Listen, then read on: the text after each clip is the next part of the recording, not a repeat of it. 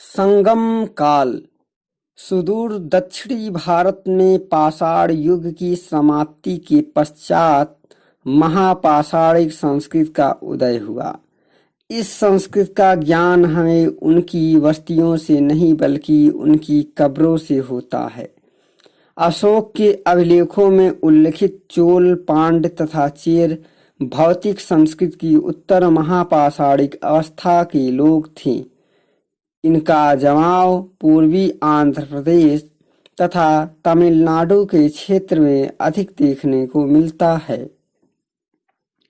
संगम का अर्थ तमिल कवियों का संघ था, जिसे राजकीय संरक्षण प्राप्त होता था। इन्हीं कवियों द्वारा तमिल साहित्य रचा गया, जो संगम साहित्य के नाम से प्रचलित है। संगम संस्कृति में सुदूर दक्षिण के 3 राज्यों चोल, चेर एवं पांड्य की आर्थिक, सामाजिक, राजनीतिक तथा सांस्कृतिक स्थिति का अध्ययन किया जाता है। पांड्यों की उल्लेख सर्वप्रथम मेगास्थनीज ने किया। उसने कहा कि उसका राज्य मोतियों के लिए मशहूर है तथा इस राज्य का शासन एवं स्त्री हेराक्लीज की पुत्री के हाथ में है। संभवतः पांड्य समाज में कुछ मातृसत्तात्मक प्रभाव था। पांड्य राज्य भारतीय प्रायद्वीप के सुदूर दक्षिण और दक्षिणी पूर्व भाग में था। उसकी राजधानी मदुरा थी। ईसा की प्रारंभिक शताब्दियों में संकलित संगम साहित्य में पांड्य राजाओं का उल्लेख है। संगम साहित्य से ज्ञात होता है कि यह देश धनवान और समृद्धमान था।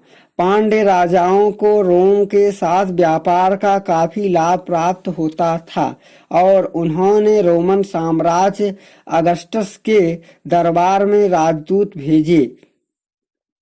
ब्राह्मणों का समाज में अच्छा स्थान था। पांड्य राजाओं ने ईसा की प्रारंभिक सदियों में वैदिक यज्ञ किए। पांड्य राज्य का प्रतीक चिन्ह मछली था। नेडियोन पत्तुपातु में संकलित मंगुडिकिलार तथा नकीरर की कविताओं से इसके बारे में जानकारी मिलती है। इसके काल में ही पहरुली नदी अस्तित्व में आई। इसने सागर पूजा प्रथा का प्रारंभ किया। पलसालय मुंडुकुंडुमी बेलवीकुंडी दान पात्र के अनुसार यह प्रथम ऐतिहासिक पांड्य शासक था। उसकी राजधानी पालसाले थी, जिसका अर्थ है अनेक यज्ञशालाएं बनवाने वाला। नेदुजेलियन इसने तलयालांगनम का युद्ध जीता। इसने अश्शेय चेर शासक को बंदी बनाया।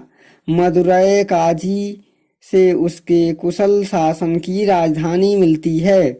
इस शासक ने निर्देश कोवलन को हार चुकाने के आरोप में मृत्युदंड दिया, किंतु सच्चाई का पता चलने के बाद खुद आत्महत्या कर ली। बेरीवर सेलिका कोरैकय इसने सती कंकड़िंगी के सम्मान में विशाल उत्सव आयोजन कराया। इसने नवरत्न की उपाधि धारण की। नल्लियाकोंडन संगम ग्रंथ पत्तुपातु में नर द्वारा रचित सिरुपाड़ आतरुपड़य नाम की कविता में इसे पांड्य वंश का अंतिम शासक माना गया है। इसी कविता संग्रह में तीनों वंशों के शासकों के शासनकाल समाप्त होने का वर्णन है। चोल राज्य मध्यकाल में आरंभ में चोल मंडलम या कोरोमंडलम कहलाता था। संगम साहित्य से उसके राजनीतिक इतिहास का कुछ आभास मिलता है। उसकी राजधानी सत्ता का केंद्र उरैयूर था, जो कपास के व्यापार के लिए मशहूर है। प्रतीत होता है कि इलारा नामक एक चोल राजा ने ईसा पूर्व दूसरी सदी के मध्य श्रीलंका में विजय प्राप्त की और लगभग 50 वर्ष वहां शासन किया। चोलों का इतिहास ईसा की दूसरी सदी से वहां के प्रख्यात राजा कारिकाल के आगमन से आरंभ होता है। उसने पुहार नगर की स्थापना की। श्रीलंका से बंदी बनाए गए 12,000 गुलामों से कावेरी नदी के किनारे 160 किलोमीटर लंबा बांध बनवाया। पुहार की पहचान कावेरीपट्टनम से की गई है, जो चोलों की राजधानी थी। चोलों के वैभव का मुख्य स्रोत सूती कपड़े का व्यापार था। उसके पास कुशल नौसेना भी थी। इस राज्य का प्रतीक चिन्ह बाघ या चीता था। इलनजेत चेन्नी चोल वंश का प्रथम शासक इलनजेत चेन्नी था। उसने राजधानी उरैयूर को स्थापित की। करिकाल यह चोल का सर्वाधिक महत्वपूर्ण शासक था। इसे जले हुए पैरों वाला भी कहा जाता है। इसने बेंगी में विल्लरी तथा 11 अन्य शासकों की संयुक्त सेना को पराजित किया। वह पनंदलाई 9 छोटे छोटे शासकों की संयुक्त सेना को भी पराजित किया। इसने कावेरी के तट पर पुहार की राजधानी कारी स्थापना की और कारिकाल में पट्टिनापलय के लेखक 1,60,000 स्वर्ण मुद्राएं उपहार में दी। कारिकाल के मृत्युपरांत उसके 2 पुत्र नलगिनिलिदित एवं नेन्दुजेली ने उरैयूर तथा पुहार से अलग अलग शासन किया। चेर राज्य केरल पांड्य देश के पश्चिम और उत्तर में समुद्र और पहाड़ों के बीच एक संकरी पट्टी में स्थित है। इस राज्य का रोम के साथ व्यापारिक संबंध के कारण बड़ा महत्व था। चेरों का इतिहास चोलों और पांड्यों से लगातार युद्ध का इतिहास है।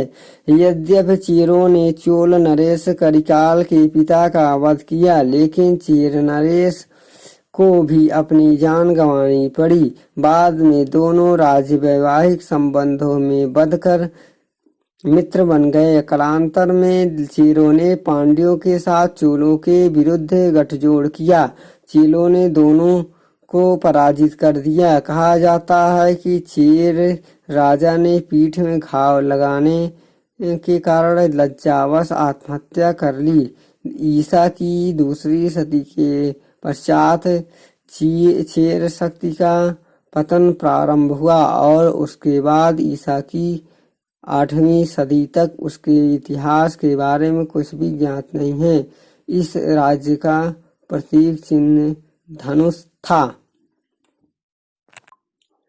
संगम काल की 3 परिषदें। प्रथम तेन मदुरा अध्यक्ष अगस्त, द्वितीय कपाटपुरम अगस्त एवं तुल्लकारपियार, तृतीय मदुरा नक्कीरार। उदयनी जीनरल 130 चेर वंश का प्रथम शासक उदयन जीरल था। इसे वारभवन तथा पेरुनजोरम उदयन के नाम से जाना जाता है। यह तमिल कवि संगम परनार का समकालीन था। संगम साहित्य में इस शासक के बारे में बतलाया गया है कि उसने कुरुक्षेत्र के युद्ध में भाग लेने वाले सैनिकों को भोजन कराया था। संगम के महत्वपूर्ण कवि परमर ने उसकी प्रशंसा की। यह कला का महान संरक्षक था। येनुगुट्टवन चेर वंश के इस महानतम शासक को लाल चेर भी कहा जाता था। यह कला का महान संरक्षक था। नौसेना द्वारा और पर विजय प्राप्त की। इसका शासन ने पत्नी या कर्दगी पूजा प्रारंभ की, अधिराज की उपाधि धारण की। पेरुनिजीरल इरुमपैर 180-190 ईस्वी। आदन के पुत्र इरुमपैर ने तंगडूर धर्मपुर को जीत लिया। इस विद्वान शासन ने कई यज्ञ संपन्न कराए। इसके विरोधी तगडूर के राजा अर्दियामान या नदुमान ने दक्षिण में गन्ने की खेती आरंभ की। संगमकालीन कवियों के अनुसार यह अंतिम चेर शासक था, किंतु 290 ईस्वी में एक शासक से यानी हाथी की आँख वाला का उल्लेख मिलता है, जिसकी उपाधि मादरजीरल इरुमपैर थी। राज्य राजधानियां एवं पदचिन्ह। चेर राज्य की राजधानी वाजी या करुयूर, द्वितीय राजधानी तोंडी थी और इसका राजचिन्ह धनुष था। पांड्य राज्य की राजधानी मदुरै थी। प्रारंभिक राजधानी कोरकाई थी और इसका राज्य चिन्ह मछली था। चोल राज्य की राजधानी पुहार या कावेरी पत्तनम या प्रारंभिक राजधानी उत्तरी मनलूर या व उरयूर था और इसका राज्य चिन्ह बाघ या चीता था।